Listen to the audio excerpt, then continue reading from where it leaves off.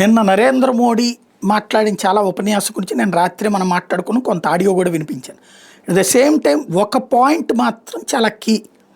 ఇంతవరకు పీఓకేని స్వాధీనం చేసుకుంటాము అనేటటువంటిది రాజ్నాథ్ సింగ్ లాంటి వాళ్ళు మాట్లాడారు తప్ప నరేంద్ర మోడీ నోట్లో నుంచి రాలేదు.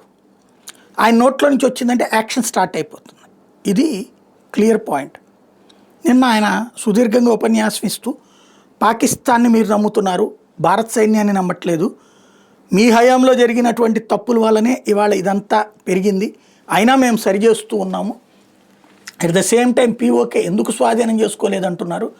ఓకే అంటే పీఓకేని పుట్టించింది నెహ్రూ, పీఓకేకి సంబంధించి వెనక్కి తీసుకోలేకపోయింది ఇందిరమ్మ, మీ నాన్న ఉన్నాడు, అట్లాగే మీ ప్రభుత్వమే ఉండి కూడా అప్పుడు స్వాధీనం చేసుకోలేని మా వలన స్వాధీనం తిరిగి తీసుకోగలం అన్నటువంటి నమ్మకం వచ్చినందుకు థ్యాంక్స్, చేస్తాం, భవిష్యత్తులో జరగచ్చేమో అని చెప్పడం అన్నటువంటిది ఇక్కడ కీ పాయింట్. అంటే నరేంద్ర మోడీ మైండ్లోకి పడింది పీఓజేకే తిరిగి స్వాధీనం చేసుకోవడం అన్నటువంటి. ఇప్పటిదాకా ఆగుతున్నటువంటి పాయింట్ ఏంటంటే పీఓజేకేలో భారత్కి అనుకూల వాతావరణం సృష్టించే ప్రయత్నం చేస్తున్నారు ఒక చాప కింద నీరులా. ఎలాగా?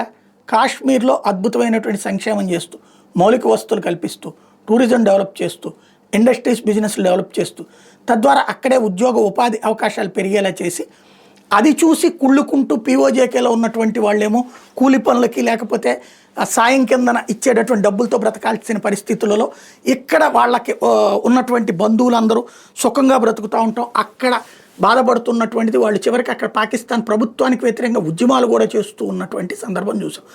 అది పెరిగి పెరిగి వాళ్ళంతట వాళ్ళే భారత్లో కలుస్తాం అన్న ఫీలింగ్ వచ్చినప్పుడు అప్పుడు భారత్ స్వాధీనం చేసుకుంటే ఇబ్బంది ఉండదు. అలా కాకుండా అక్కడ మతపెచ్చతో రగిలిపోతూ తాము పాకిస్తాన్ వాళ్ళమే అని ఫీల్ అయితే ఇప్పుడు బంగ్లాదేశ్ తరహానే అవుతుంది. ఇన్ని సంవత్సరాలైన బంగ్లాదేశ్లో పెంట పాకిస్తాన్ మాదే, లేదు పాకిస్తాన్లో మేము ఉంటామంటూ బీఎన్పీ లాంటి వాళ్ళు చేసిన హడావిడి చూసాం. అందువల్ల చివరికి బంగ్లాదేశ్ ఏర్పాటు స్ఫూర్తి దెబ్బతిని తీవ్రవాదుల చేతిలోకి ఇప్పుడు, లేదా అమెరికా పపెట్ గాడి చేతిలోకి వెళ్ళినటువంటి పరిస్థితి, తీవ్రవాదులు డామినేట్ చేస్తున్న పరిస్థితి, అది పాకిస్తానీ తీవ్రవాదుల చేతిలోకి వెళ్ళిపోయింది. రేపు పొద్దున మళ్ళీ అట్లాంటి పరిస్థితి వస్తుంది కాబట్టి ఆగుతూ వచ్చారు. అయితే ఇప్పుడు రాహుల్ గాంధీ వ్యాఖ్యలు ఈ నేపథ్యంలో రాబోయేటటువంటి రోజుల్లో ఏమైనా జరుగుతుందని చూడాలి.